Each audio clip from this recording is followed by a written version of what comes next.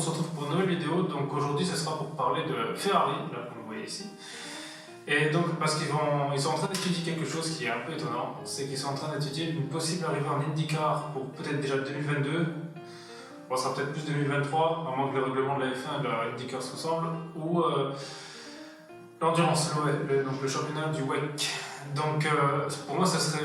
Alors l'endurance, ça ne m'étonnerait peut-être pas trop parce que ça fait déjà plusieurs moments que des fois il y a des petites rumeurs comme quoi.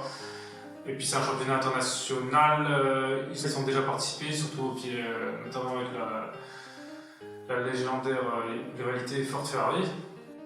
Donc en plus il y a eu un film il n'y a pas longtemps, le film Le Mans 66. Et alors l'IndyCar, moi ça m'étonne énormément, c'est parce qu'en fait c'est je crois ceux de la fédération qui les auront invités à venir. Mais ça m'étonnerait qu'ils acceptent, ce serait franchement top. Mais je suis un peu étonné parce que c'est un championnat justement qui est qu'aux États-Unis, donc en popularité qui est un peu moindre. Mais je pense que si Ferrari les rejoindrait avec peut-être un pilote sur une voiture, un pilote un peu populaire, je pense que ça pourrait déjà ramener énormément de monde à la fédération, que beaucoup de gens regarderaient parce que l'IndyCar, à l'heure actuelle, c'est ça qui manque un peu, c'est un peu on va dire des pilotes peut-être un peu plus populaires ou des constructeurs plus populaires parce que sinon pour moi ça peut surpasser la F1 dans le sens où les courses ça ressemble aux Formule 1 d'avant, dans le sens où il y a les ravitaillements stands, il y a beaucoup plus de contacts, c'est une compétition qui est vraiment en plus stressante, c'est dangereux, donc elle a une dimension de la F1 d'avant. Donc pour moi ce serait vraiment une belle opportunité qu'ils aient là-haut et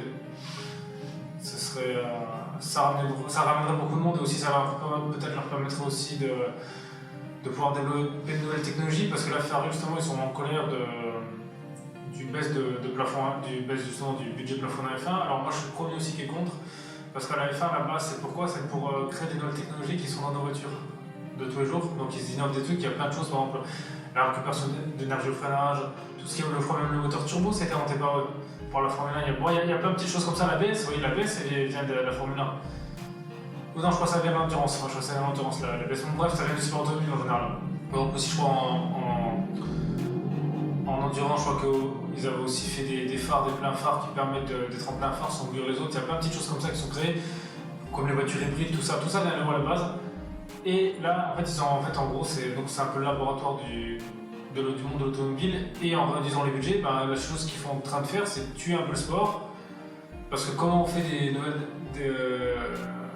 comment on peut faire des nouvelles avancées technologiques avec beaucoup moins d'argent, donc c'est sûr que ce sera possible, mais il y aura beaucoup moins d'écart déjà entre les écuries. Chercher un truc, ça va être très compliqué, et en plus, je pense que c'est complètement idiot dans le sens de l'équité, parce que si on garde le même règlement avec moins de budget, il suffit qu'il y ait une équipe, peu importe laquelle, ils trouvent un nouveau truc qui font leur voiture en plus, ils révolutionnent le truc ou je sais pas, voilà. Et là ça suffira pour qu'ils dominent tout le monde et qu'ils expulsent tout le monde et sans que les autres pourront rien faire parce que là, avec l'avantage d'avoir un budget qui n'est pas plafonné, alors même si c'est vrai qu'on a connu des années où genre il y avait Brown qui a dominé, il y a eu Red Bull, la Mercedes, mais quand on regardait une saison complète, par exemple de Brown, on va prendre celle-là, à la fin les écuries revenaient, ils étaient dominés plus tant que ça. Red Bull pareil. Au début peut-être qu'ils dominent tout, mais à la fin, vu que les écuries peuvent se développer tout au long de la saison, ils ont l'argent, ils peuvent faire. Donc ils peuvent comme réduire l'écart. Là s'il se passe ça, c'est fini. Donc en gros ça veut dire que s'il y a quelqu'un qui domine dès le début, il va s'en tête tout le temps. Et aussi ça risque de réduire l'écart entre tout le monde. Alors pour le spectacle ça peut être bien, mais dans ce cas ça va redevenir comme l'IndyCar et moi je trouve que c'est pas intéressant. Parce que justement déjà pour ça il y a l'IndyCar à l'heure actuelle. C'est-à-dire qu'en IndyCar, déjà sur les circuits ovales, on dirait presque tout le monde a sa chance de gagner. Presque tout le monde, sur les circuits ovales, presque tout le monde peut gagner parce que les écarts sont vraiment minimes, mais quand on voit des fois l'Indy 500, des fois c'est des pilotes qui gagnent jamais rien, qui les gagnent, circuit ovale c'est différent. Les circuits routiers, donc type Formule 1, là aussi l'écart est plus serré parce qu'il y a. Je sais que Pagenaud a beaucoup dominé la saison, comme aussi Scott Dixon, mais c'est assez ouvert, quoi. C'est-à-dire qu'il y a beaucoup de pilotes ont leur chance, ça se contente pas juste à une écurie. Donc c'est ça.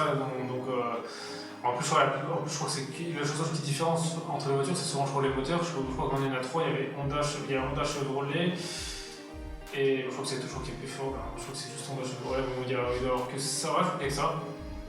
Donc voilà, il n'y a pas beaucoup d'écarts. Voilà, il y a des écarts, mais ça joue plus peut-être au niveau des réglages ou certaines choses. Donc ça, il y a déjà ça. Donc ça sert à rien d'avoir deux compétitions comme ça. Et bon, peut-être que si Ferrari vont venir, il y aura peut-être des choses différentes parce que peut-être que eux, ça je sais pas si ça intéresserait, mais peut-être qu'en IndyCar, il y aura peut-être maintenant des possibilités d'exploiter un peu plus, de faire d'autres choses différentes. Mais c'est ça qui va pas. Si en F1 ils font ça, en gros, ça viendra comme des courses d'IndyCar ou des courses. On va dire même de catégorie inférieure, mais après d'un côté c'est un peu idiot parce que si les écuries sont ok pour dépenser, parce que ça en fait au final ils veulent baisser les budgets, mais qui dépense? C'est les écuries, donc je vois pas si les écuries ça ne veulent pas de dépenser, c'est pas un souci. Et puis même après si on regarde par exemple dans les catégories inférieures, alors ok les pilotes tournent beaucoup, mais vous avez souvent les mêmes équipes qui sont devant, par exemple les Williams, tout ça, Signatech, c'est comme des bonnes équipes en catégorie inférieure, alors qu'à la base ils sont censés tous avoir une voiture. Mais sauf que non, parce que comme des petites choses qui changent, il y aura déjà donc au final il n'y a pas de. Il n'y a pas d'intérêt pour moi à faire ça. Ce sera un peu tuer la F1, l'essence même de la F1. Donc c'est pour ça qu'ils ont raison d'aller pour l'endurance qui permet justement de. L'endurance qui est plus libre, justement, on peut en parler de ça pour faire des avancées technologiques. Et puis l'endurance, pour moi, je pense que c'est quasi sûr de gagner parce que là, l'endurance c'est devenu soporifique. Autant avant, je regardais toujours les éditions de 24 heures du Mans ou des fois certaines courses d'endurance, mais là, depuis que Toyota là-bas, ces écuries privées en LMP1, c'est plus possible. On sait très bien que c'est Toyota qui a gagné, surtout qu'il y en a 3. En F1 encore avec des voitures, donc on peut se dire, bon, on sait jamais, quand il y a 3 bagnoles, voilà, que les 3 cassent, c'est très rare. Donc, il n'y a aucun intérêt. Et puis même pour Toyota, en fait, voilà, eux ils ont continué pour gagner 24 heures du Mans, mais à leur place, au final, ils les ont gagnés. Mais il n'y a aucune valeur parce qu'il n'y a pas de concurrence, donc c'est même pas. Quand Audi ou Porsche gagnaient 24 heures du Mans, c'était autre chose parce qu'ils se battaient vraiment contre d'autres équipes. Là, quand on se bat tout seul, et l'écart est énorme qu'il y a entre les concurrents, donc il n'y a plus de. Même plus de valeur à gagner ça. Quand je dis qu'ils le gagnent pour eux, pour dire qu'ils l'ont gagné, mais les gens vis-à-vis du palmarès que ça dit, voilà, c'est pas glorieux quoi. Les gens ils vont pas dire voilà, Toyota sont trop forts, ils les gagnent, mais non, ça en plus, à cause de ça, parce que plus personne n'en parle, qui fait que même s'ils veulent s'en servir comme argument de vente pour la voiture, bah, franchement ça sert à rien. Parce que les gens, c'est un truc que plus personne ne parle, donc à cause de ça c'est beaucoup impopulaire. Je pense que Ferrari pour un peu, là vraiment ramener du monde. Pour ça, donc ça peut être une bonne idée, puis peut-être après récupérer d'un ancien pilote de F1. Peut-être Vettel qui est aussi là-dedans, on sait jamais, vu que Vettel s'y part. Parce que Vettel, honnêtement, là il y a des rumeurs comme quoi Alonso ira chez Renault, mais Vettel je le vois pas continuer chez une petite écurie, donc il y aura peut-être ça, peut-être qu'il récupère d'anciens pilotes, donc ça pourrait être une bonne idée. Et aussi Ferrari, en fait, la dernière chose, c'est que pourquoi ils veulent réfléchir à se lancer dans d'autres catégories, c'est parce que, vu qu'ils doivent réduire le budget, ils doivent se séparer de beaucoup de leurs employés. Et eux se soucient de leurs employés, ils n'ont pas envie de les tirer comme ça. Contrairement à ça, c'est vraiment honorable à eux, parce qu'on peut les compter, peu importe le monde de l'entreprise qui se soucient de leurs employés. En général, ils s'en foutent, quoi. Pour eux, ils les viraient justement, ça leur fait de l'argent. Bah, eux, justement, non, comme ça leur permettrait de travailler. Donc, les Ferrari font vraiment ça parce qu'ils aiment le sport automobile. C'est ça, pour moi, Ferrari, ça restera une écurie de légende, parce que ils n'ont pas besoin de ça pour vendre des voitures. Ferrari, c'est la marque la plus connue. Demain, s'ils arrêtent tous les sports automobiles, mais Ferrari, ça s'en vend toujours. Prenez par exemple d'autres marques, genre Bugatti. Ils font pas de courses automobiles. Tout le monde en veut une. Lamborghini, pareil. Bon, je crois qu'il y a quand même certaines Lamborghini un peu déguisées dans certaines, on va dire, dans certaines catégories de voitures de tourisme. Notamment, il y a ça. Et voilà, donc mais bon, bref, les gens n'achètent pas Lamborghini parce qu'ils font ça. McLaren, pareil. C'est des voitures connues.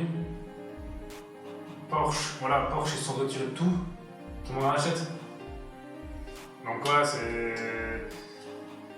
c'est pas eux, ça leur apporte, c'est pas pour le plaisir. Donc c'est sûr que dans les années au début, tout ça aidait à leur forger une réputation, mais maintenant ils ont plus besoin de ça. Par exemple, la Peugeot, ils avaient besoin de ça, ça les aidait beaucoup quand ils faisaient du rallye, ça boostait les ventes lors de 105 VT, qui était pas mal grâce à ça. Lancia avec la Stratos aussi, mais les Ferrari n'ont pas besoin de tout ça. Donc eux font ça parce qu'ils aiment, mais c'est honorable à eux, donc je trouve ça un peu dommage de devoir brûler la F1 à cause de ce qu'ils font le règlement. Je pense que c'est vrai que beaucoup qui critiquaient les Clestone, qui pensaient qu'au fric, bah, on dirait que c'est de pire en pire quoi. Avant il y avait Mosley qui était voilà, qui faisait nimp, mais c'est ça qui est marrant, c'est qu'à chaque fois qu'il y en a un qui se barre, qui est en dirigeant la F1, bah, il y en a un autre qui reprend et c'est à chaque fois pire. Donc ça commence à devenir malheureux ça. Donc je sais pas c'est quoi leur but, mais voilà. Donc, là c'est pas. Voilà, au final c'est pas normal pour une restriction de budget parce que c'est pas comme au foot où on va dire au foot le prix des transferts c'est du devenu n'importe quoi, à cause tout le temps il y a de plus en plus à cause des revenus et tout ça, donc les prix augmentent de plus en plus. Donc ça, là encore je comprends parce qu'on peut se dire qu'au c'est que ça devient décent certaines sommes, mais dans le sport automobile, c'est pas qu'ils dépensent de l'argent pour n'importe quoi, c'est qu'ils dépensent de l'argent pour faire des recherches, inventer des choses. Donc c'est pas acheter des trucs, d'acheter des gens ou des trucs comme ça au hasard. C'est vraiment pour faire ça, donc c'est utile, c'est pas l'argent dépensé pour rien, c'est qu'ils aident à l'innovation, on peut trouver des nouveaux moyens de sécurité, plein de choses qui existent. Donc je trouve ça, c'est pas, là ça retire un peu l'essence même du sport. Mais bon voilà, donc on verra, je pense que tout ça va se décider genre à mon avis en fin 2020 ou début 2021 en fonction de ce qui va se passer pour le prochain règlement s'ils le font. Là à mon avis, il y aura beaucoup de décisions qui seront prises. Voilà. Donc voilà, c'est les AJ1 de la chaîne AJV, on se retrouve à la prochaine pour une prochaine vidéo.